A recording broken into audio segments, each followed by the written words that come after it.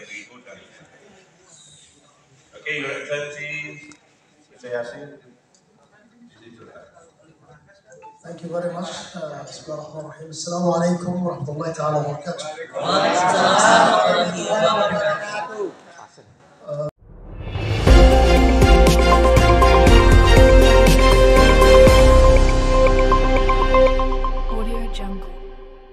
Dear brother Wilson and the management of the PPE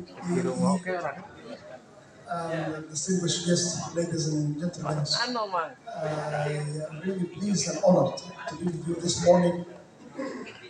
Actually, when I received the invitation, it is mentioning the food security for Indonesia and how to promote this program, which was the paramount agenda of President Prabowo to provide free meals to students.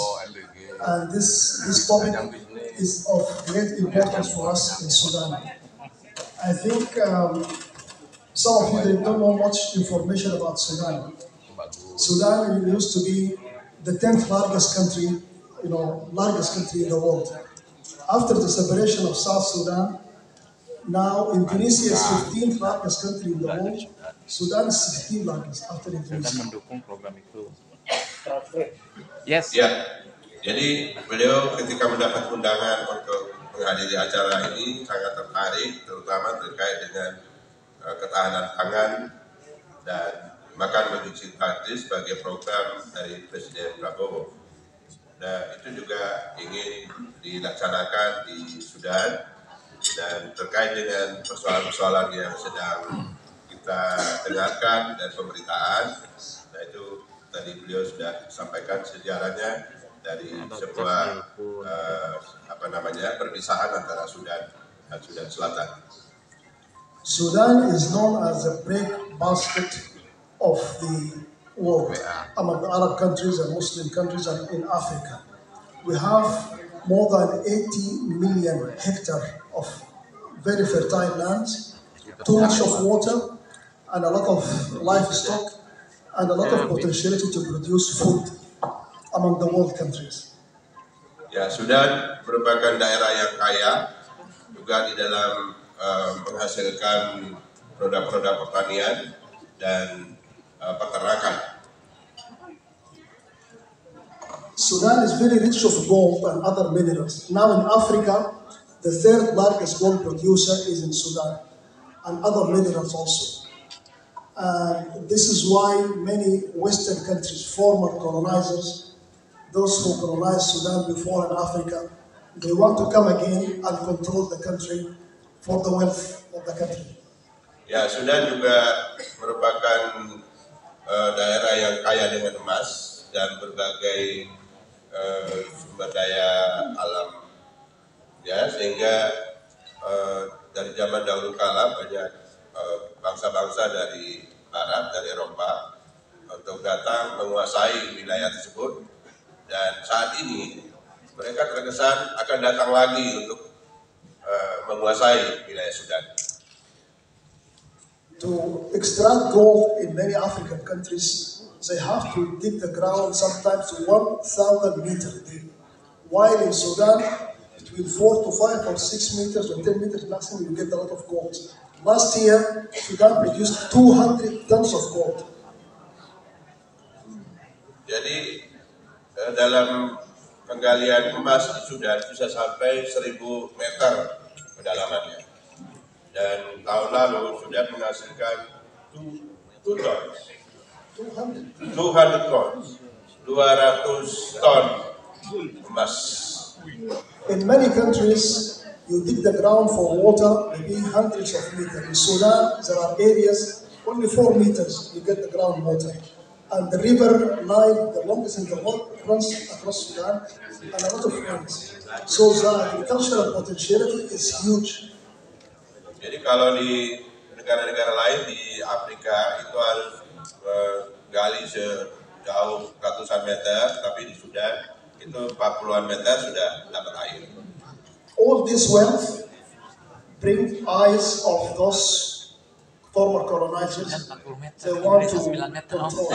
Now that's why there is problems in Sudan, and there is war in Western Sudan now. And we hope, inshallah, soon this war will end.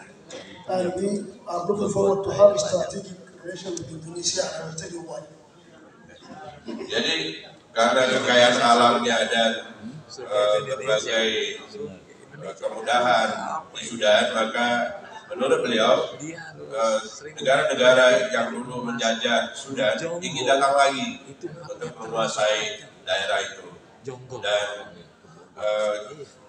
menurut beliau ini ya, kalau saya tidak salah artikan bahwa itu juga menjadi penyebab dari persoalan konflik yang terjadi saat ini. Jadi semacam dikondisikan, dibuat supaya bisa terjadi konflik. Indonesia supported Sudan during this difficult time very strongly by sending medicine and also politically in Geneva and international organization.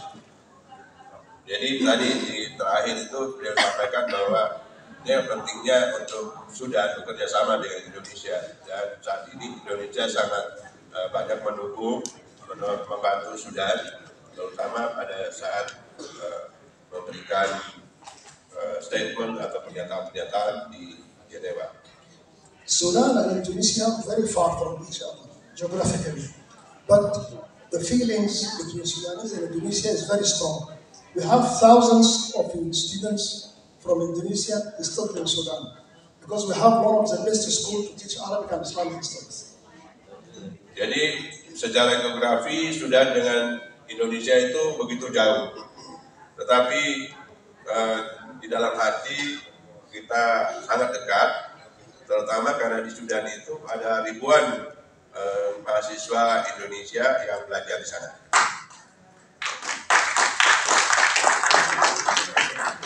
We have a very deep history between Sudan and Indonesia in Bandung Conference. I would like to remind you, whosoever goes to Bandung, please visit Asia Africa Museum and check the flags of those countries who participated. Our flag is very different from others.